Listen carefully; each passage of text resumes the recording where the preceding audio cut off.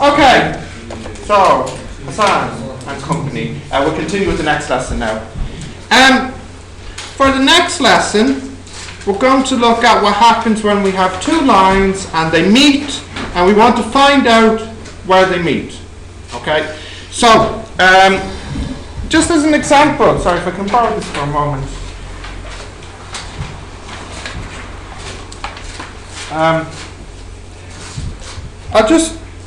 Let me draw here what I'm talking about. So, for example, I give you line L and I give you line K, and of course they're going to meet here at one point, and we would like to find this point.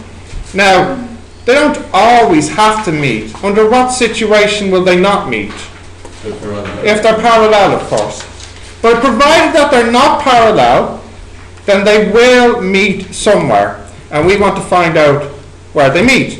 Now, there's a few different ways to do this. The first way I'll just show you really quick, and it's not really a method that you would actually use because it's not accurate, but the first method is just to draw the two lines and see on graph paper where they meet.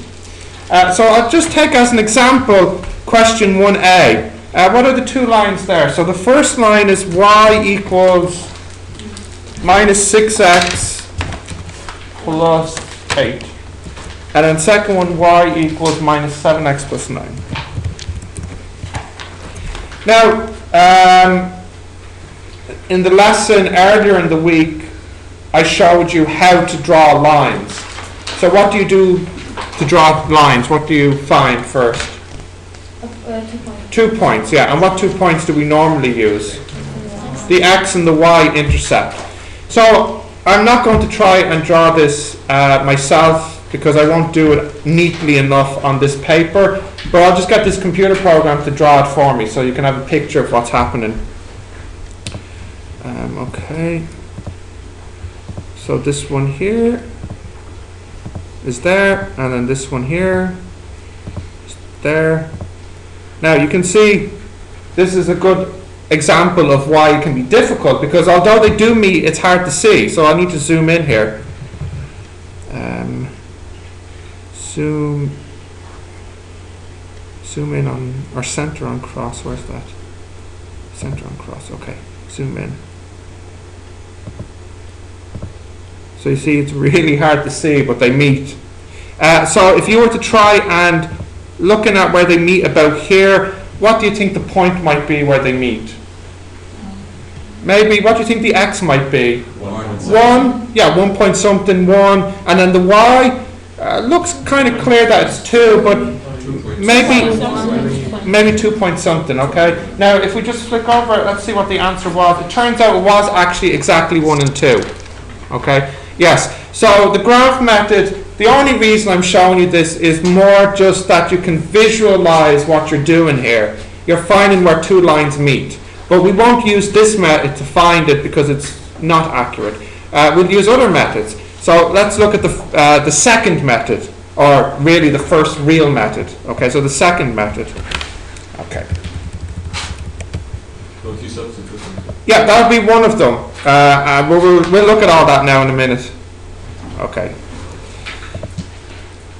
So, full screen. So, sorry, I'll record this for a second. So the first method, or sorry, I should say the second method,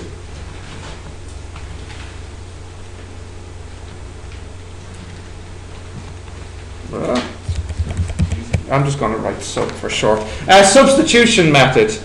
Okay, so substitution method is when you take one of the lines and put it into the other line. So for example, can you read out what 2a is? What's the equation? Y equals 3x. Y equals 3x minus 9, and here? Y equals 2x plus 5. Plus 5, okay. As a quick rough sketch, the first line would probably be something like that because it's positive slope and negative intercept. And then the second line, would be something like this. So I'm expecting my answer to be a positive x and a positive y. Okay? But it should be that, unless I drew these really badly. But it should be positive x positive y. So what is the substitution method to solving these? Well, what you say is, in the first equation you have y equals to this, but when you look at the second equation you also have y equals to this. So what you do is, this y here gets replaced by this. Why am I allowed to do that? Well, because this equals y, you know. So I'm allowed to replace this y with this value here because it is equal to y.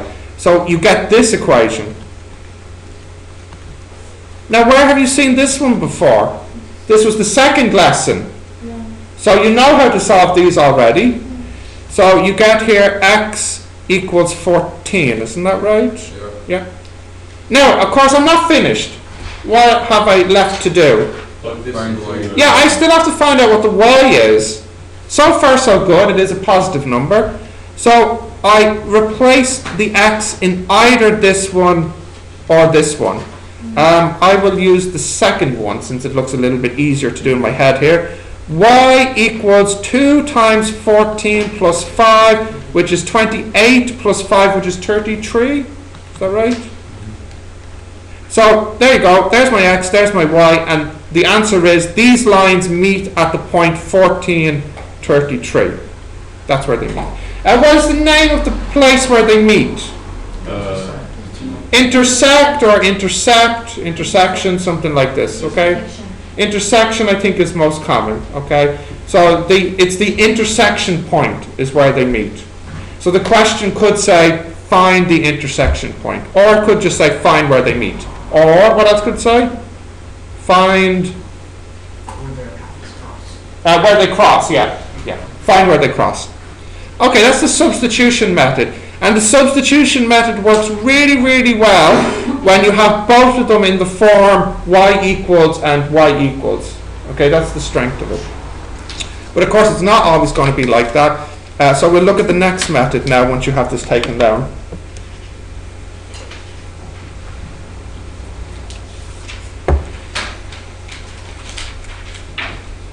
Okay. Do you need another minute? Yeah. Okay. Next example. So this is method number 3, or our second real method, but it's actually method number 3. This method is probably the most common one. It's the one you've probably all have seen before, and this is called the elimination method. And I'm pretty sure that you've all seen this before, but we'll have a look at it anyways. So let's do 3a. So what are the two lines? 3x plus 4y equals 5 and equals 1. Okay. Now, if I wanted to use the substitution method, what would I have to do first? Rearrange them. Let me close this here, sorry. Yeah, I would have to rearrange them. If I wanted to use the substitution method, I would have to rewrite this to get what? Y, and then put it into the second one, okay? But the elimination method, if they're written like this, is actually a quicker way to do it. With the elimination method, you try to cancel the x's or the y by making them the same. So you look at the x's here.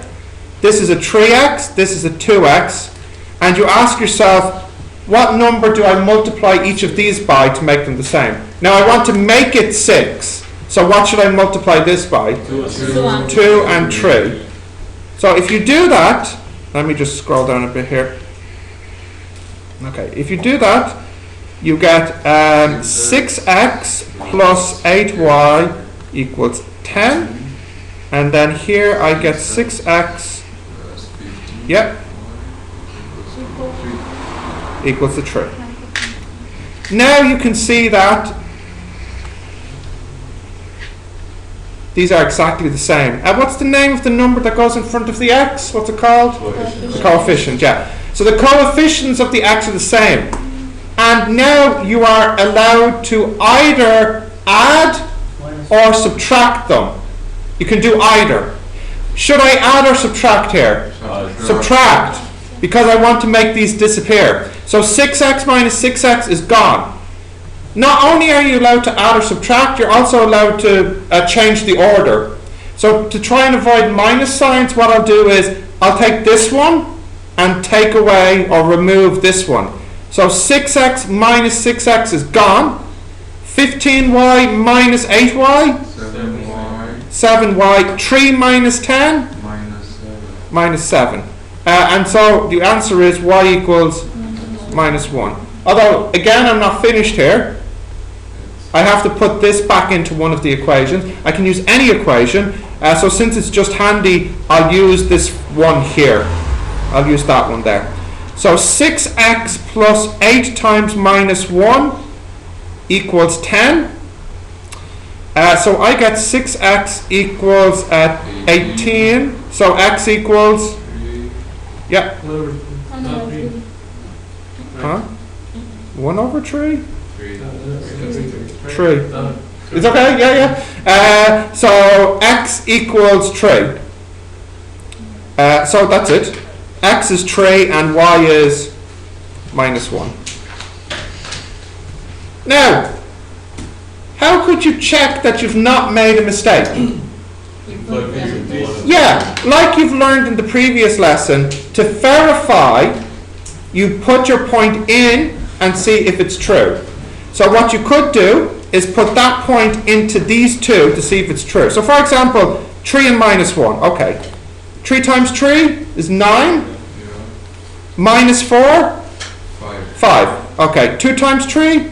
6. Minus 5? 1.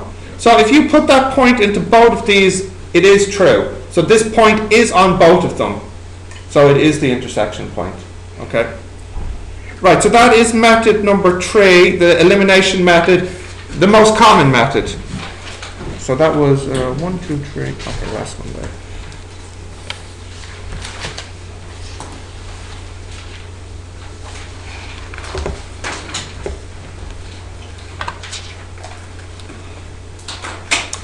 In total, we'll do 5 methods. So today we'll do 4 methods, and then the 5th method gets its own special lesson all by itself. Would anybody know what the 5th method might be? Yeah? Minus b. Not this one now. That you might be thinking of quadratics maybe with this. Matrices. Some people study this in high school, some people don't. Does anybody know this topic? Matrices? Yeah, some people have. So that's method number 5. Okay? Yes? The first one was graphical. Yeah, which is not really a method because you'll never do this in the exam because you're guaranteed to get the wrong answer. Yes? There's one with synthesis. Yes. The one you drop. That might be like method 4, which I'm going to do now. It might just have a different name, so you can tell me if it's the same, okay? Right, are you ready now for method number 4? So, method 4. So I think I should actually read it since it's complicated. 2 over 7 x, method 4, which I'm going to use question 4.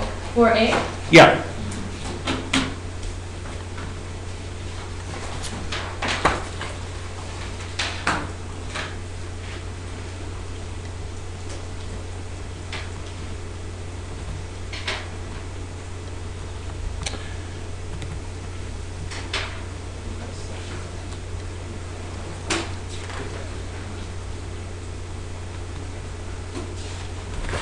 Okay.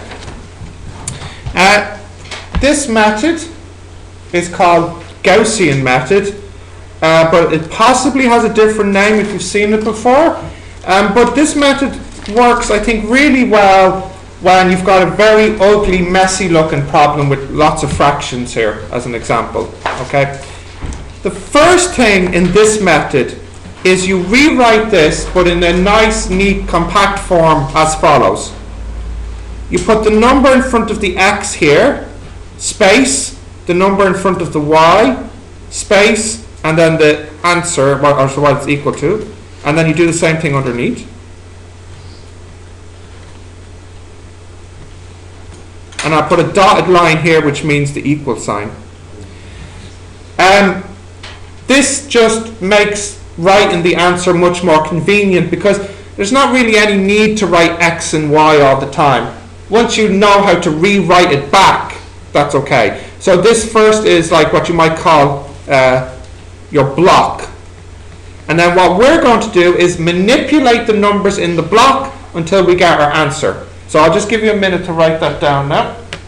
Oh, I should also say, what's really, really, really great about this method is that it works really well once you start going past 2. So when you have like x, y, and z.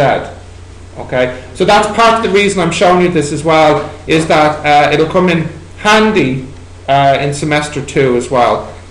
So it works well, and it works better as the problem gets bigger. Okay, so let me just make a bit more space here. Okay. Just to explain what you're trying to do here, you're trying to rewrite this block so that you have the following: number, number, number, 0, 1 or number, but 1 would be ideal if you could get the number 1 here, and then number here. Okay, so really your goal here is pretty much to make this thing here 0. That's your target. You're trying to get this to become 0. And what can you do to the numbers? You can really do 2 main things, or 3 main things I should say. The first thing you're allowed to do is you're allowed to rewrite the rows, rearrange the rows. Okay, so one thing you could do is if you have a row on the top and a row on the bottom, you could swap them. No reason to do that here, right? Like, I mean, there's nothing to gain from doing that. It doesn't make the 0 appear here if I just swap them, right? So that's useless to me. The second thing you're allowed to do is you're allowed to multiply the row by any number except 0. So you could multiply all of these by 9 or all of these by 3 or whatever. Okay? And then the last thing you're allowed to do is you're allowed to take a row and drop its numbers into another row. So it might sound a bit confusing, but when I do this as an example, you'll see. Okay? So if I look at these two here, I should try to make these the same, because if I can make these the same, then I can drop it in and cancel it. So you can see that they're quite different. This has a 7 in it, this has a 9 in it. If I multiply this by 7, what happens here? Cancels. Doesn't cancel here, doesn't cancel here. If I multiply this by 9, cancels. No, no. But after I multiply by 7 and 9, what number's left here? 2. And what's here? 2. So actually that's good. We want that. And I'll also like to make the signs opposite. So I should maybe make one of these a minus. So multiply by 7, multiply by minus 9. That's what I do first. Okay, so my block becomes 2 minus 35 over, sorry, am I doing that right? No, not 35, I got confused, sorry. 21 over 5, yeah? That's right, yeah? And then minus 35 over 9, and then here, minus 2, because it's minus 9, oops. Minus and minus is positive, 9 over 2, and then minus 45 over 7. Now, with that done, I'll use my last trick, which is I'm allowed to drop a row into another row. So what I'm going to do is I'm going to drop this row into that row. By drop you mean add? Yeah, pretty much by drop I mean add. So firstly, the beginning row stays the same, so let me just rewrite that. Okay, and now I drop it in. So 2 minus 2 is gone. Now, please take out your calculator. I'll put these together. So that'll be minus 21 minus plus 10 minus 11. No, I won't even try. So what do you got there? Minus 21 plus 9. Minus 21 over 5 plus 9 over 2.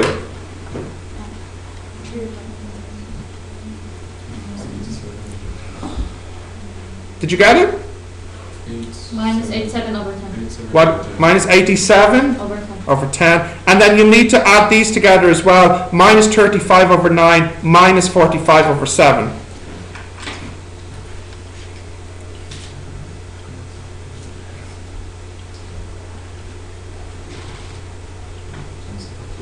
Someone have it? No, don't just sit there staring at it. Take out the calculator and tell me what you get when you put these together.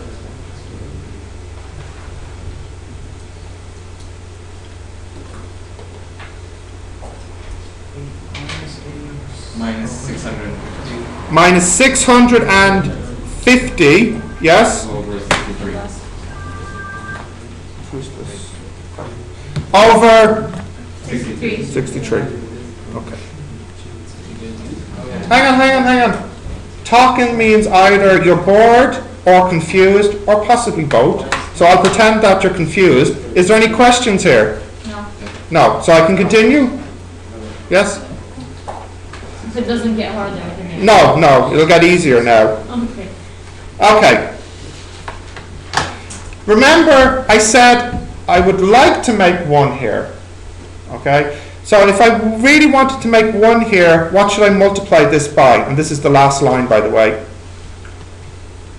What would I have to multiply this by to make a 1 here?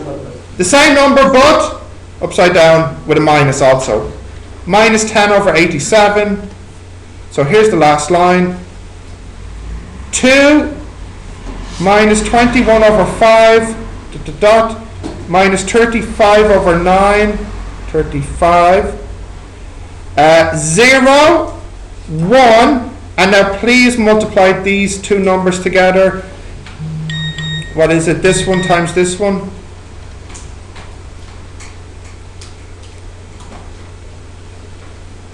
What times what? Oh, This one times this one.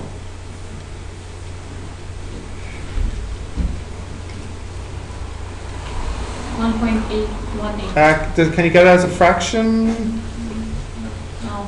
No, it will refuse to give it to you as a fraction. Yeah. Does anyone have it as a fraction? Maybe in that one, Sarah? I'll borrow it. Okay, so you have 650 over 63 times 10 over 87. Oh, you're right, it is refusing. It was, all right, so I'll just have to write it in the long way. 6500 over 63 times 87. 5481. Okay. Now, we're actually finished. Why do you think we're finished here? If you imagine, yeah? Because it's 1. Yeah, but I actually know one of the answers already. Why is that? Yeah, because if you rewrite this back, what is this second line? 0x plus 1y equals that. So y equals that number. Now, once you have the y, what can you do? You can substitute it back in, and you got the x then. So you see, by getting to this stage here with the 0 and the 1, you have the answer. Now, I'll go back, so don't worry about writing this down just yet. When you have 3 of them, which we're not doing today, but I just want to show you anyways. When you have 3 of them, your goal is to make this. Number, number, number, and number. 0, number, number, and number.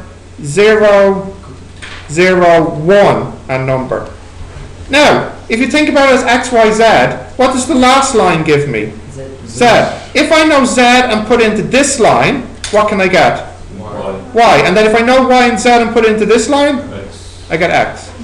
Okay, so for this method, you're trying to make a triangle of zeros. It's just difficult to see that this is a triangle when you only have one. But that's the key here for this method. You try to make a triangle of zeros in the lower left corner. And again, I'll say it, it's really, really, really helpful and useful as the system gets bigger. Okay, so the main reason I'm showing you it now is to make your life easier in semester 2. Okay, but don't worry if this is totally confusing you and you don't understand it, because it's not something you really, really need for the exam for semester 1. It's just to help you more with semester 2. So for the exam, it's the other methods they will test you on. Okay? Right, so some questions for you to do from this. Basically, if you can try one of each. So if you can do 1b, 2b, 3b, and 4b now. Yeah?